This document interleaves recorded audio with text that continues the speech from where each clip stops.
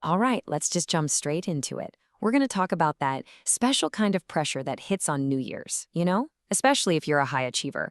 We're going to get into why that happens and, way more importantly, how you can actually take it apart piece by piece for good.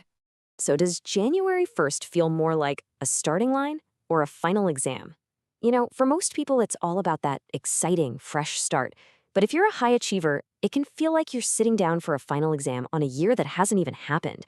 That pressure, the weight to get it perfectly right from the word go, it's just immense.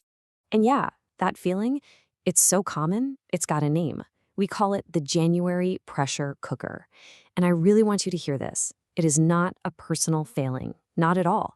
It's the silent struggle that so many driven, ambitious people go through the second the calendar flips over to what's supposed to be this perfect new beginning. But here's the crazy part, the real paradox. You'd think all this desire for a perfect start would lead to amazing performance, right? Nope. Ironically, it usually triggers the exact opposite, complete inaction. That pressure to be flawless is just so overwhelming that we just freeze up. So what is actually happening inside our heads when that calendar page turns? Why does this create such a powerful mental trap? Well, psychology actually points to a couple of key culprits that are working against us here. Okay, first on the list is something called maladaptive perfectionism. And the key word, you guessed it, is maladaptive. This is not that healthy drive for excellence we all admire. This is the self-defeating kind. It's that voice in your head that says, hey, if I can't do this absolutely perfectly, I'm not even going to start. Just think about an aspiring writer, right?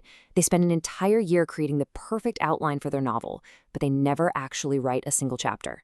That's this trap in action. And that perfectionism, it leads us straight into our second problem, analysis paralysis.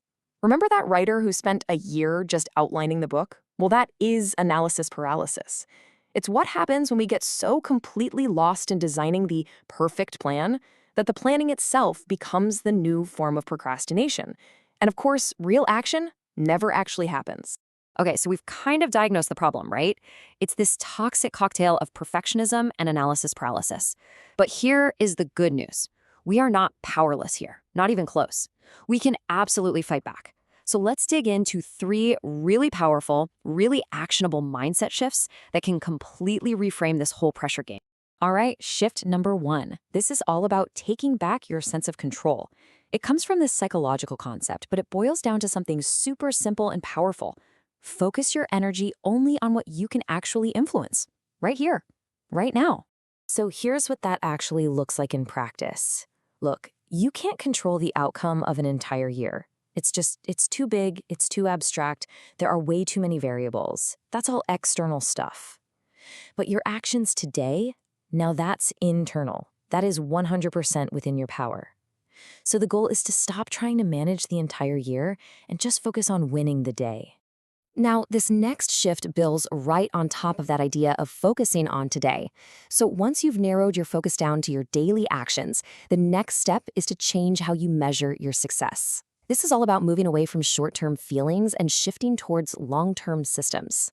See, most of us, we tend to operate on what you could call months and moods. We're always asking ourselves, do I feel motivated today? Or, how did this month go? But a way more powerful approach is to think in systems and years. What does that mean? It means you stop relying on motivation, which comes and goes, right? Instead, you rely on a solid system. You just show up and you run the process, whether you feel like it or not, because you know that consistent action is what really truly compounds over the year. And for our third and final shift, we're grabbing a powerful tool straight out of cognitive psychology. I want you to think of it like mental jujitsu. It's about consciously changing how you interpret those stressful feelings that always pop up, and then using their own energy against them. It's actually a pretty simple 2-step process. First, when you feel that wave of anxiety wash over you, don't fight it. Don't try to push it down.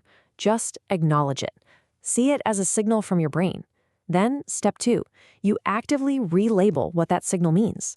So instead of letting your brain default to, oh no, this is a threat, I'm totally overwhelmed, you consciously tell yourself, okay, this feeling, this is a challenge. Or even better, this feeling is just information.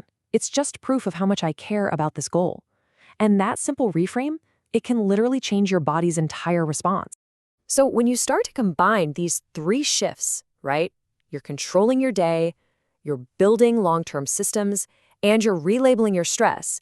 What you do is unlock a completely new way to think about progress, a way that is totally 100% independent of what the calendar says. Because ultimately, this whole idea that you have to wait for January 1st to improve yourself, it's just a myth. Real sustainable growth, it's not an event you circle on your calendar. It's a system you run every single day. The best time to start was yesterday. The next best time, it's right now.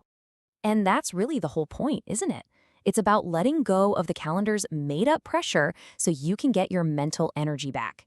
That same pressure that used to paralyze you can actually become the power that helps you act, turning all those grand, perfect plans into simple, doable daily practices.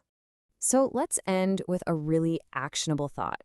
Just for a second, forget all about New Year's resolutions. Instead, I want you to ask yourself this. Looking at your life right now, in this moment, what is one small system that you can improve or put into place starting today?